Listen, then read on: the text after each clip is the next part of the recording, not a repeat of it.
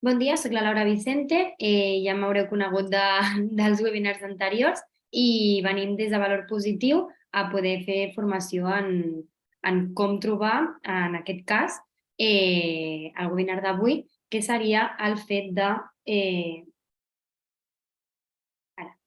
el fet de poder trobar aquells portals de feina i com trobar el millor procés de selecció. No? És a dir, el que farem avui és poder parlar una mica dels portals de feina online per tal de com presentar de la millor forma la meva candidatura i a partir d'aquí també com cercar aquests processos de selecció que a nosaltres ens podrien interessar. Enfocat una mica a poder trobar aquelles ofertes específiques a allò en el que ens pot interessar dins del món online, en primer lloc, el que hem de tenir una mica en compte és el que ja hem parlat dins dels webinars anteriors, no? Sobretot l'últim realitzat per mi, el webinar 5. Si fem un petit resum del que ja vam parlar per tenir-ho en compte i tenir-ho present durant tota la sessió d'avui, al final el que és important és moure't per aquelles plataformes de cerca de feina on es mogui el teu àmbit laboral. És a dir, primer de tot el que hem de conèixer és per on és millor trobar ofertes de feina d'allò al que em dedico. Aleshores, com ja vam poder dir també a nivell més general, per tots els casos, el que sí que serà rellevant és el fet de fer aquest sobreesforç, ser una persona constant i insistent en el treball de la cerca de feina. A partir d'aquí, i com a última cosa ja a recordar de l'últim webinar, el que sí que és imprescindible és el fet que per trobar feina dins de pàgines associades ens puguem crear un perfil i desenvolupar a nivell professional aquest perfil, aquest currículum online que li diem, per tal de poder cridar l'atenció als reclutadors o reclutadores i que, a més, vegin com aquest interès afegit pels processos de selecció que porten. Aleshores, ara que hem recordat una mica ja el fet de tot el que ja vam parlar, aquests aspectes, comentar que dins d'aquests tipus de portals o pàgines dedicades a la cerca de feina, des d'una visió més empresarial, començarem amb la visió empresarial, ja tenen com dos tipus de vies a l'hora de trobar aquell candidat o aquella candidata perfecta per tal d'ocupar la seva vacant disponible. En primer lloc, moltes vegades per temes sobretot enfocats a la immediatesa, al fet de necessito una persona que pugui venir demà mateix. A partir d'aquí, moltes vegades fins i tot no s'arriben a publicar ofertes de feina a les plataformes. En aquest cas, els reclutadors o reclutadores el que opten més és en agafar un camí diferent, un camí més directe, per poder contactar amb perfils de les seves bases de dades, per exemple, i en aquest cas poder contactar un a un per tal de poder explicar-los l'oferta i veure resultats més ràpidament. Sí que és veritat que a partir d'aquí guanya importància el fet de tenir un perfil complet i desenvolupat en paraules clau, perquè al final aquesta via no deixa de ser una cerca per part dels reclutadors, una cerca independent, una cerca més directa on aniran a buscar aquell perfil que necessiten. Si necessiten un perfil d'enginyer, el que faran és el fet de buscar per paraules clau que puguin identificar el tipus d'enginyer que estiguin buscant en aquell moment. Per altra banda, i sí que és veritat que són les situacions més comunes que es poden trobar dins d'un departament de recursos humans, és el fet que les empreses, en tenir vacants disponibles, al final el que fan és afegir aquesta vacant com a oferta laboral dins les plataformes que utilitzin i a partir d'aquí la finalitat de poder penjar-ho és el fet de trobar el personal interessat, o sigui, acotar aquest marge en l'oferta en concret, en tot allò que tu li pots oferir a aquest candidat o candidata. Aleshores, en aquest cas sí que és veritat que és una feina més per part d'aquelles persones que estan buscant feines similars. Aleshores, aquestes persones han de cercar ofertes en relació al que estan buscant i a partir d'aquí trobaran l'oferta concreta escrita per l'empresa específica d'aquell moment. Sí que és veritat que pels dos casos, per les dues vies, podem trobar punts positius i altres punts que potser condicionen una mica més el procés de selecció, ja sigui a nivell de rapidesa o de qualitat fins i tot. Per exemple, una mica enfocat al que és més la cerca activa, el contacte aquest més directe de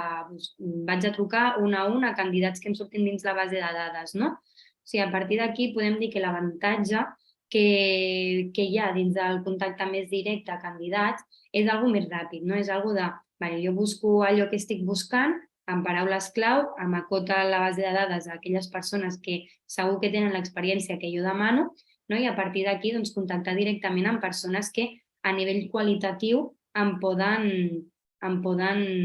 beneficiar la meva empresa en quant a la vacant que jo estic buscant. A partir d'aquí sí que és veritat que com a desavantatge el fet de, sobretot parlar a nivell empresarial, s'inverteix molt de temps també en contactar un a un els candidats i candidates. Aleshores,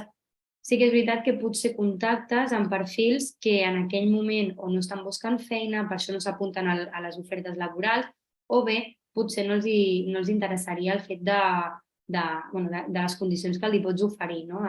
Aleshores, aquí sí que hi ha una inversió de temps que potser no dona els resultats que t'agradaria.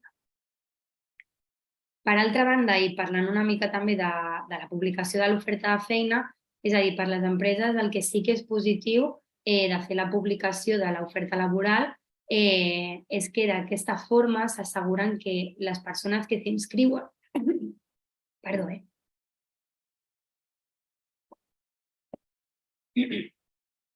les persones que s'inscriuen, al final,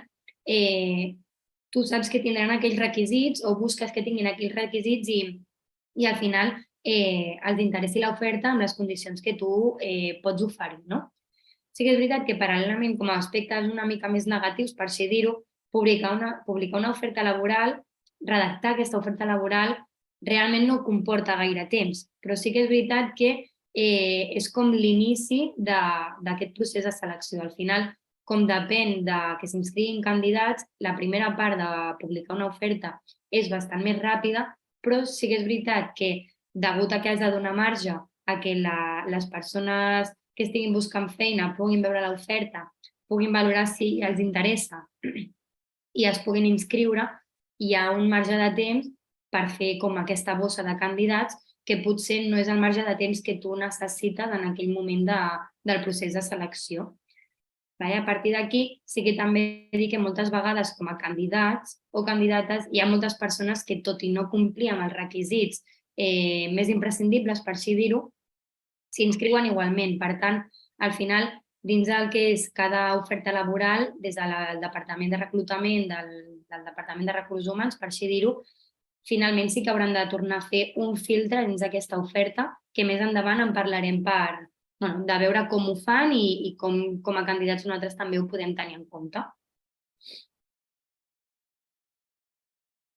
Ara que ja coneixem una mica el que és la visió més empresarial en quant a com es desenvolupen les ofertes de feina i com fan els primers passos per emprendre aquest procés de selecció en quant a la cerca de candidats, el que sí que toca centrar-se, que és una mica en el que ens interessa més avui, és què podem fer o com podem fer com a candidats el fet d'estar més al dia de totes aquelles ofertes laborals que es van publicant. És a dir, com poder guanyar punts de selecció en els processos als quals ens agradaria optar. O sigui, en primer lloc, el que a mi m'agradaria ressaltar és que és important el fet de ser constant dins la cerca de feina. Tota l'estona ho estic dient, el fet de... És que és important el fet de ser constant, de ser actiu dins del procés de cerca de feina, i a partir d'aquí segur que no se t'escapa cap tipus d'oportunitat. Aleshores, hem de demostrar aquest punt afegit que realment ens interessa trobar aquella feina que ens agradaria tenir i a partir d'aquí mostrar l'interès envers a cadascuna de les ofertes en les que ens podem inscriure. Sí que és veritat que l'ideal davant d'això i com a una recomanació pròpia és el fet de poder dedicar una estoneta diària a veure les noves ofertes laborals que es van publicant. Sí que és veritat que tot i que a vegades mantinguem aquest tipus d'hàbit, per així dir-ho, moltes vegades no ens n'adonem d'alguna oferta o no ens salta bé, o no hem sapigut buscar el millor possible, no? I a partir d'aquí, lligat una mica amb això, al final, igual que hem parlat a altres webinars de que la tecnologia avança i ens hem d'adaptar, doncs aquí també seria un punt adaptar-se, no? És el fet de, actualment, moltes de les empreses que publiquen ofertes laborals o fins i tot empreses finals, no?, que n'hem parlat en algun moment, disposen d'aplicacions on també dediquen un espai a la cerca de feina, no?, a publicar aquestes ofertes davant de vacants que tinguin disponibles.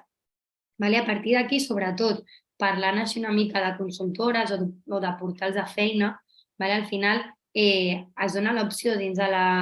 l'aplicació el fet de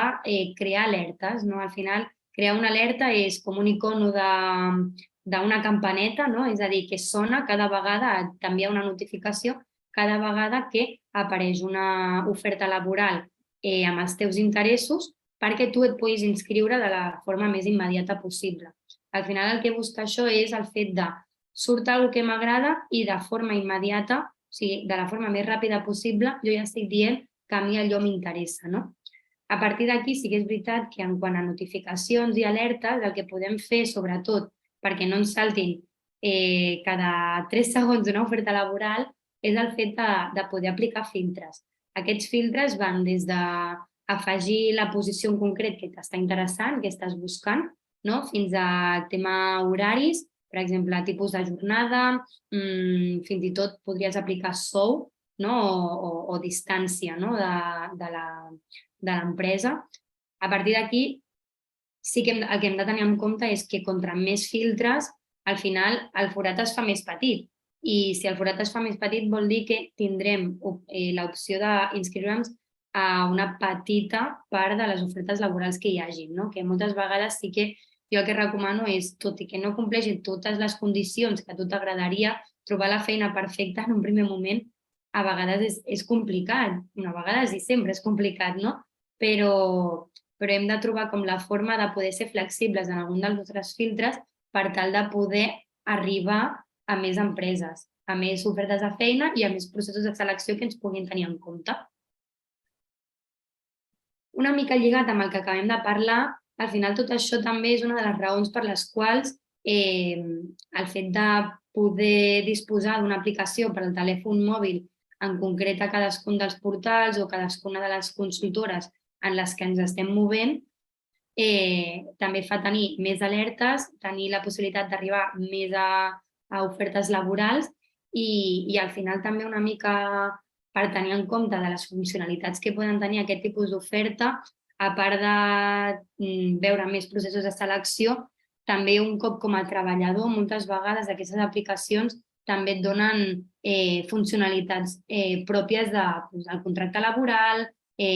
coses a tenir en compte, o sigui, documents penjats, que moltes vegades el document de contracte, ara que va tot online, el pots tenir al correu, però moltes vegades al correu no el trobes, no? Doncs aquest tipus d'aplicacions també serveixen per a aquest tipus de funcionalitat. És a dir, poder tenir el contracte més a mà o la nòmina més a mà, i el fet que cada mes ens pugui ajudar també aquesta aplicació enfocat a quan ja hem trobat la feina que estàvem buscant.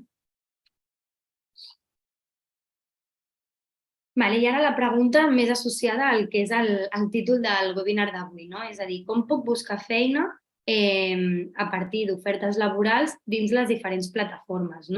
A partir d'aquí, un cop estem dins d'una plataforma que hem seleccionat com a primera, doncs començo per aquesta mateix, i aquí ja ens hem creat el perfil professional, hem afegit el currículum i ho hem fet tot el que hem de tenir en compte, que hem parlat a altres webinars. A partir d'aquí serà moment ja d'entrar dins l'apartat d'ofertes laborals i a partir d'aquí ja cercar aquella oferta que a nosaltres ens pugui interessar i puguem formar part del procés de selecció. Per començar, a l'hora de cercar ofertes de feina, el que sí que hem de tenir en compte és quin tipus de paraules clau o quin tipus de paraules hem d'utilitzar a l'hora de cercar, no? Com funcionen aquests cercadors d'ofertes laborals. Sí, per exemple, el fet de...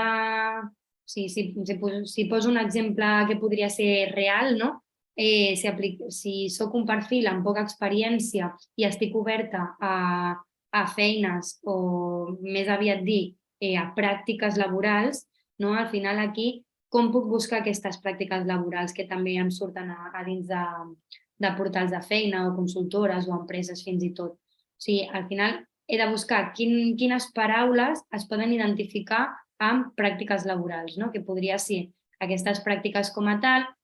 podria buscar per posicions júnior, no? Que són posicions sense experiència, amb molt poca experiència o amb estudis identificats, o fins i tot la paraula trainee, no? Que és una paraula en anglès que no vol dir altra cosa que ser pràctiques, no ser algo júnior. Aleshores, si enfoquem un altre exemple més amb experiència, podria ser el cas, per exemple, d'una atenció telefònica, no? O sigui, és a dir, d'atenció telefònica. O sigui, és a dir, es tracta d'una posició que al final podem buscar com a atenció telefònica com a tal, o fins i tot a vegades et poden sortir aquest tipus de feina cercant per paraules com administrativa o auxiliar d'administració, que també fan aquest tipus de funcions, o fins i tot en anglès call center, no? Que també ara s'escolta molt això. A partir d'aquí, no només hem de cuidar les paraules que utilitzem, sinó que també el que hem de fer per guanyar temps a l'hora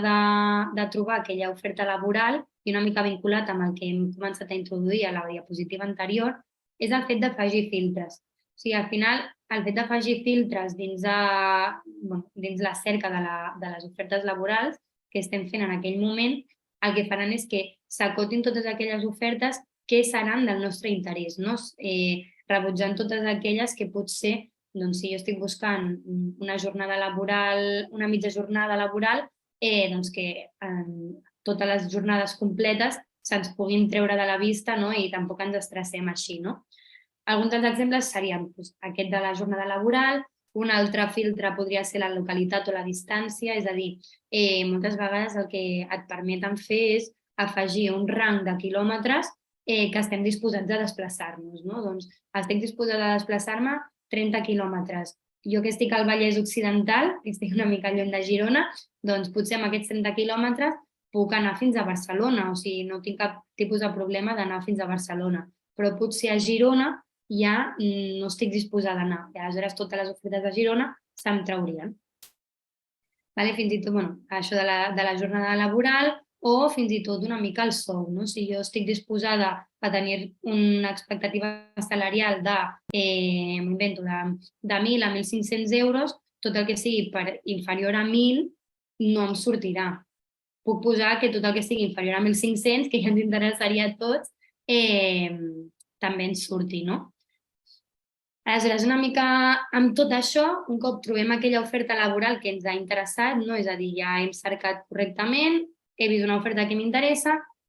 com m'inscric, no? O sigui, el que serà important al final és veure primer de tot, un cop trobo una oferta laboral que m'ha interessat, veure quan fa que està publicada. És a dir, hi haurà ofertes de tot tipus, hi haurà ofertes que potser han sortit el mateix dia del que jo estic buscant feina, o bé potser han sortit fa 3 setmanes. És un procés que segurament ja estigui bastant avançat. Aleshores, per assegurar-nos de si es tracta d'una oferta recent o que fa temps que està publicada i que potser ja no es troba ni disponible, però segueix la redacció de l'oferta dins la plataforma,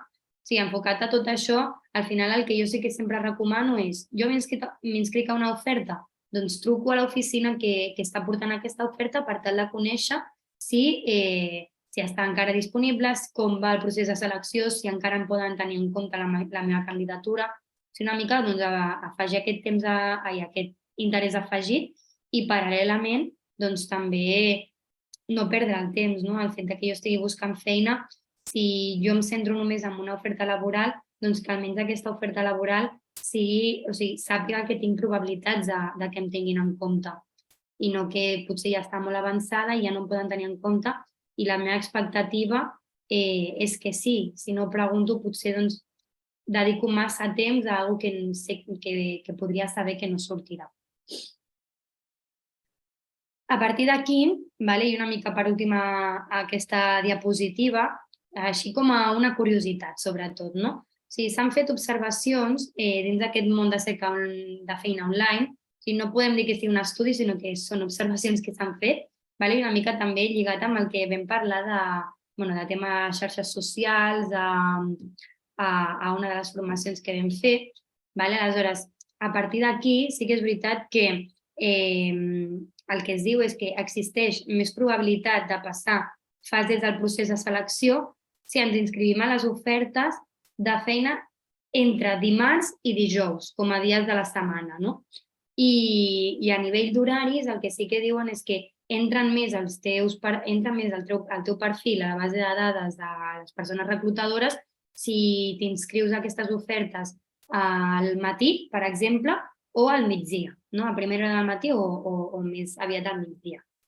A partir d'aquí, sí que és veritat que també el que es comenta en aquesta observació és que hi ha menys probabilitats de que et tinguin en compte si t'inscrius a una oferta laboral en cap de setmana. Tot això, a partir d'aquesta observació que vaig llegir i en base una mica a la meva experiència com a reclutadora també, el que fa pensar que es digui això és degut a que, en primer lloc, als caps de setmana moltes empreses no treballen. I si treballen, el Departament de Recursos Humans no és un departament que tingui horaris de cap de setmana. Aleshores, sí que és veritat que potser per aquesta raó entren més els currículums enviats a mitja setmana que no pas al cap de setmana. Aleshores, enfocat una mica a per què els dilluns i els divendres tampoc entren de la mateixa manera, jo et diria que de cara al dilluns, en base a la meva experiència, al final és un dia d'obrir setmana, no? És a dir, aquí poden aparèixer noves funcions a fer de la setmana, es poden també arrossegar les de la setmana anterior. Aleshores, a partir d'aquí és com un dia d'ubicar-te a la setmana, organitzar-te i començar a treballar en això, dins del que és Departament de Recursos Humans. També, enfocat al divendres, sí que és veritat que durant la setmana que s'han treballat en processos de selecció, que tu puguis posar la teva candidatura divendres, potser el divendres és un dia de seguir amb el procés de selecció que ja has començat a mitja setmana. Per tant, potser ja no estan en fase de trobar candidatures, perquè ja les han trobat de dimarts a dijous, i el divendres és més dedicar a següents fases, doncs potser ja s'han programat les entrevistes corresponents o fins i tot ja s'han enviat les candidatures o ja tens aquell candidat que entra a treballar la propera setmana, no? Aleshores, són curiositats a tenir en compte i si puc canviar la meva candidatura el dimarts en comptes del diumenge, doncs que ho puguem tenir en compte tot això. Un cop ja ens hem inscrit a ofertes de feina dins d'una mateixa plataforma, aquí en parlem sempre d'una mateixa plataforma, però tenint en compte que l'ideal seria que poguéssiu tenir contra més plataformes millor, que això és el que hem anat repetint diverses vegades ja. Tot això el que serà important és el fet que podem tornar a revisar la informació que s'han afegit dins d'aquella oferta laboral en la que ens hem inscrit i a partir d'aquí conèixer bé quin tipus de perfil, experiència i funcions, sobretot, són necessàries per aquesta vacant, que és allò que l'empresa imprescindiblement necessita. Un cop es fa aquesta revisió, al final la finalitat és poder actualitzar el nostre perfil professional dins d'aquesta plataforma en base a allò que necessiten. És a dir, poder veure dins del meu perfil que tinc aquelles paraules clau que estan posant dins el procés de selecció, de l'oferta laboral. Al final, no es tracta de mentir, però sí que és veritat que es tracta de veure quines funcions són imprescindibles per ells i que jo les tingui dins del meu perfil. Moltes vegades potser he afegit altres funcions i per la raó de resumir o sintetitzar la informació no he afegit una de les funcions que per ell és imprescindible, tot i que jo també la tinc, o sigui, l'he desenvolupat en algun moment laboral. Aleshores, és buscar aquest tipus de funcions i que a partir d'aquí que estiguin reflexades al meu perfil, perquè si no, no en tindran en compte si és de forma imprescindible, no? Si, per exemple, si poséssim un exemple que una empresa ha de contractar un mosso de magatzem, i per el que necessiten és imprescindible poder haver fet funcions amb l'ús de la pistola de radiofreqüència, que és una pistola que el que fa és detectar on has de col·locar el paquet o on pots anar a buscar el paquet. Doncs, a partir d'aquí, si nosaltres disposem d'aquesta experiència però no ho tenim ubicat a dins del nostre perfil, tenim altres funcions com poden ser el carretó, funcionalitats amb el carretó o amb ubicació de paquets manuals. Aleshores, si no disposem d'aquesta funció, serà més probable que no ens tinguin en compte si per ells és imprescindible. Aleshores, actualitzar el nostre perfil en base al que es demana si tenim l'experiència, òbviament. Aleshores, també afegir una mica això fa que si l'empresa paral·lelament està fent una cerca activa per la seva base de dades, a nivell de paraules clau, al meu perfil li sortirà abans que potser un altre. Per tant, una mica així com a resum, el fet de revisar la informació que sol·liciten i adaptar el nostre perfil al que és l'oferta en concret. En el cas que ens puguem inscriure en més d'una oferta laboral, al final, com nosaltres estem buscant feina de lo mateix, no seran coses que estiguin gaire aïllades. Aleshores, hem de buscar la forma de sintetitzar i adaptar tot allò que m'estan demanant a les diferents ofertes, que segurament a nivell de funcions sigui més o menys el mateix, perquè al final potser una empresa li recalca més el treball en equip o potser una altra empresa recalca més que necessiten més experiència, però no deixarà de ser tot relacionat amb l'àmbit laboral que estem buscant.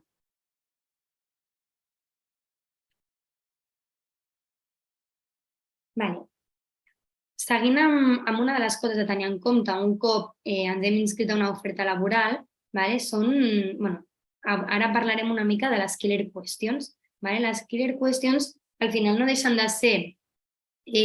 preguntes. Un cop jo m'he inscrit a una oferta laboral, moltes vegades em salten per inscriure, ens obliguen a contestar una sèrie de preguntes per tal que puguin tenir en compte la nostra candidatura.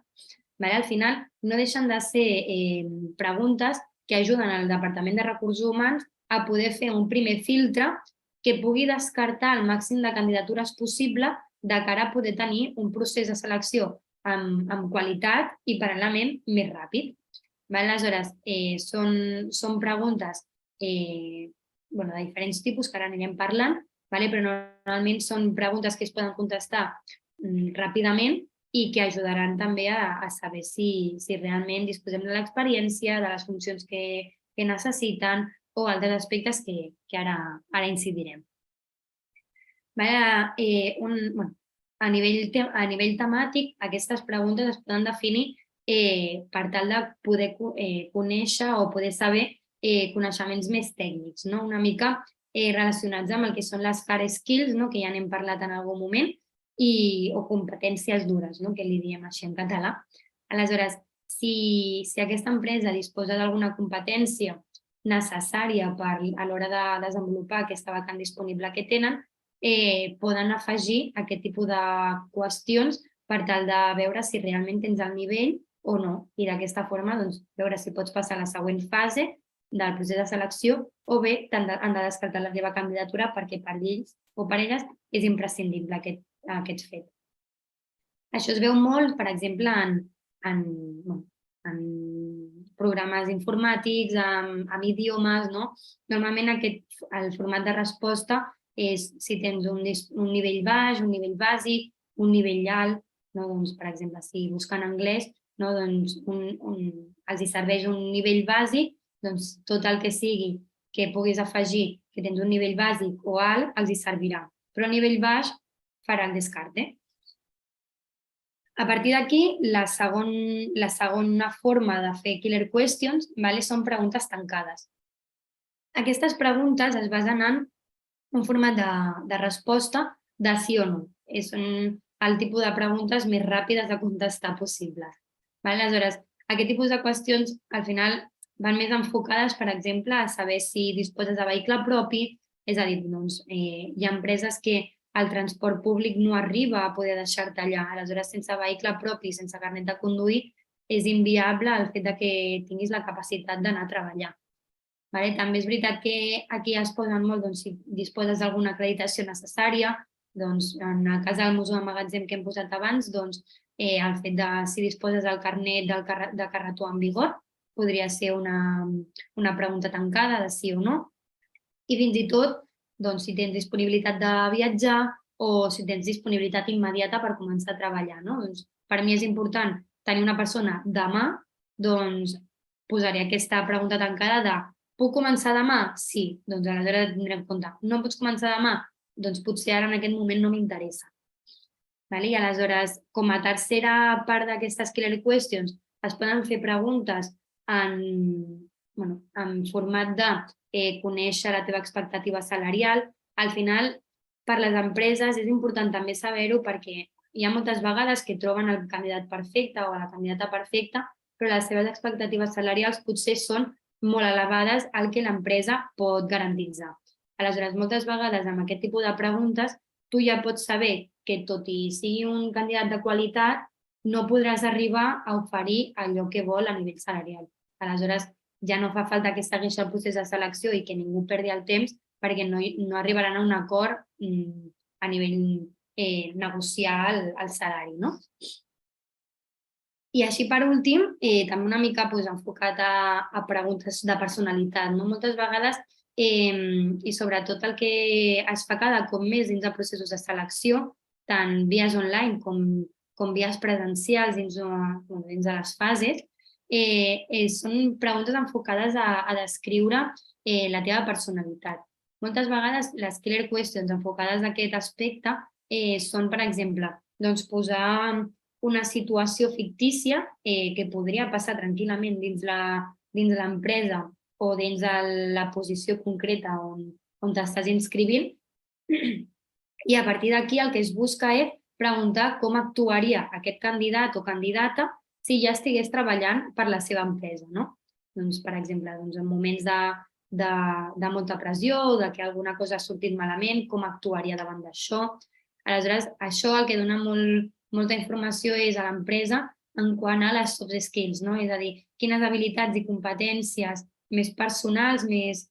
suaus, que se li diuen, ens pot beneficiar a l'empresa, quin tipus de valors segueix a l'hora de solucionar segons quina problemàtica.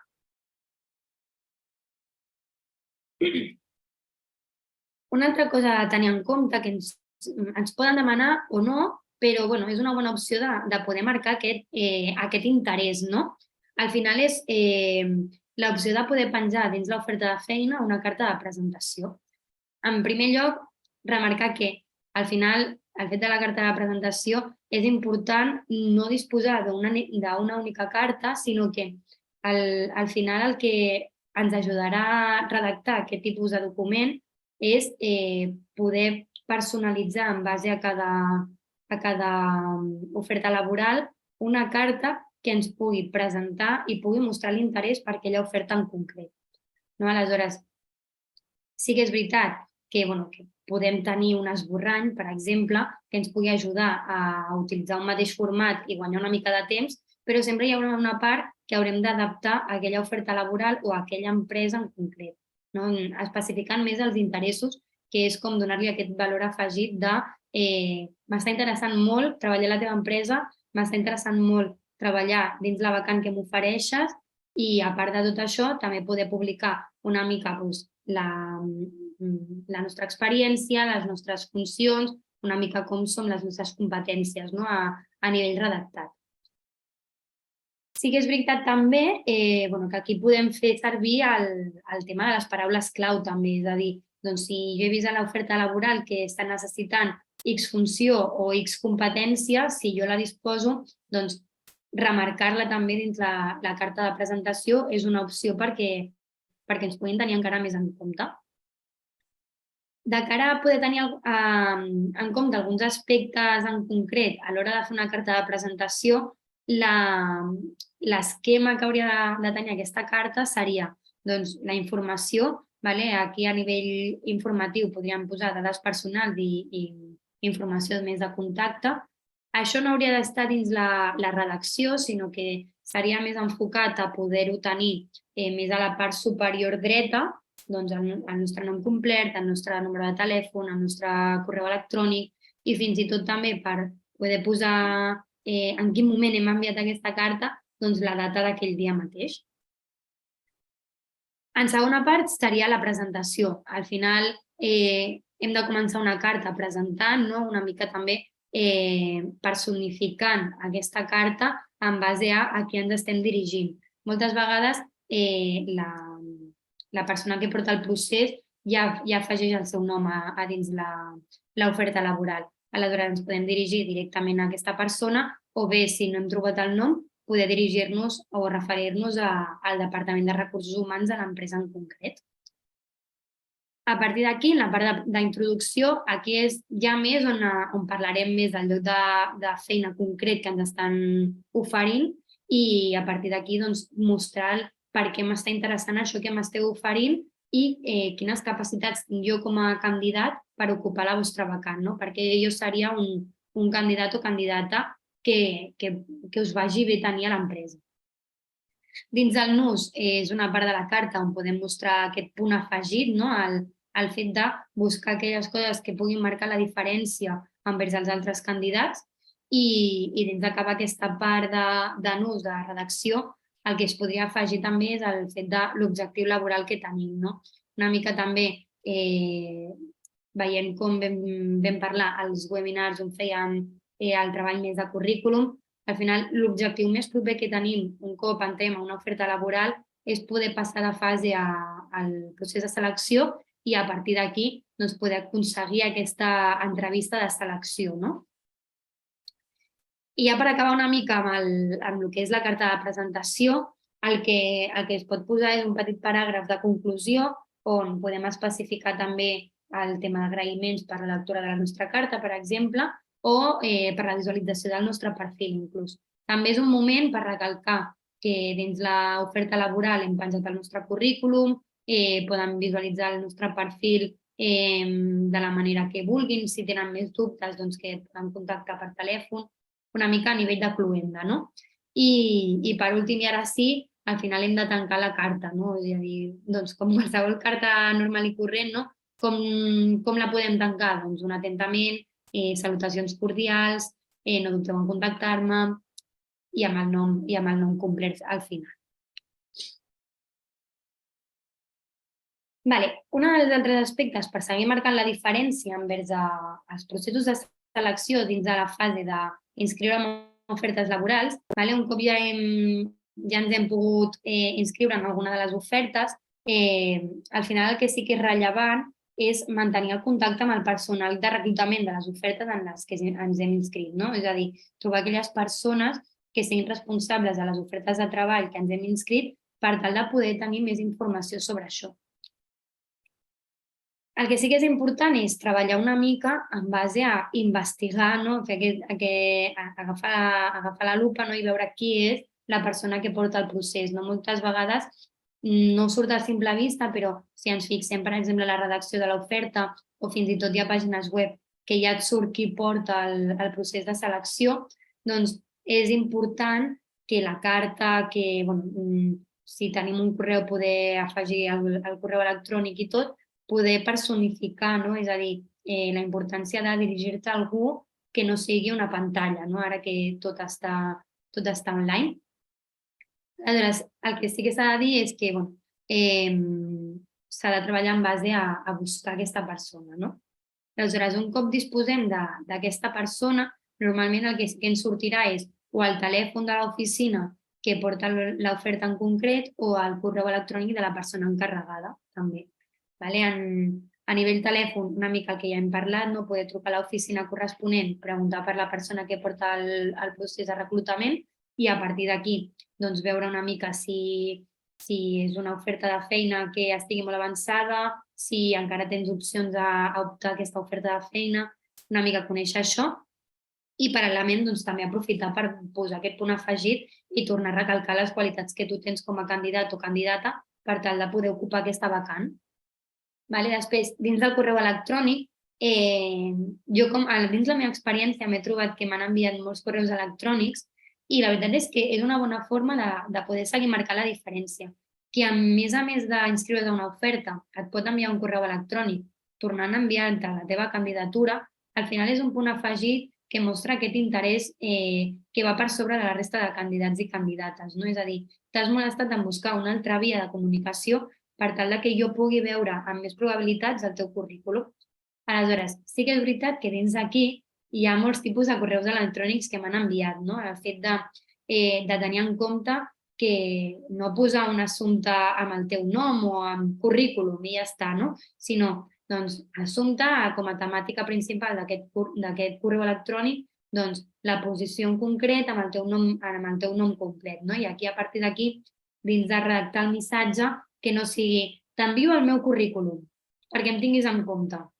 sinó doncs, basar-nos una mica en una petita redacció sintetitzada del que hauríem posat a una carta de presentació, però més de forma resumida, i a partir d'aquí doncs, també podem enviar el nostre currículum, no? Però que hi hagi un mínim de presentació, un mínim d'interès en per què t'he de seleccionar tu i a partir d'aquí doncs, també posar aquest punt afegit al contacte amb la persona que porta el procés.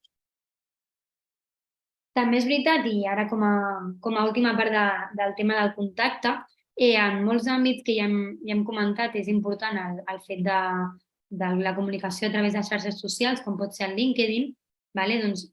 moltes vegades quan tu optes a un procés de selecció, a una oferta laboral, i trobes aquest nom de la persona responsable, a part del correu electrònic, moltes vegades el que es pot fer és buscar el contacte d'aquesta persona a través del LinkedIn. Doncs a partir d'aquí, com ja havíem parlat, el LinkedIn et dona la possibilitat de fer una xarxa de contactes on al final crees aquest vincle laboral que et pot ajudar també a buscar aquest punt afegit, a dir, doncs has mostrat interès per trobar el meu contacte, m'estàs enviant també la teva candidatura per LinkedIn i estàs guanyant possibilitat de que jo pugui visualitzar el teu currículum.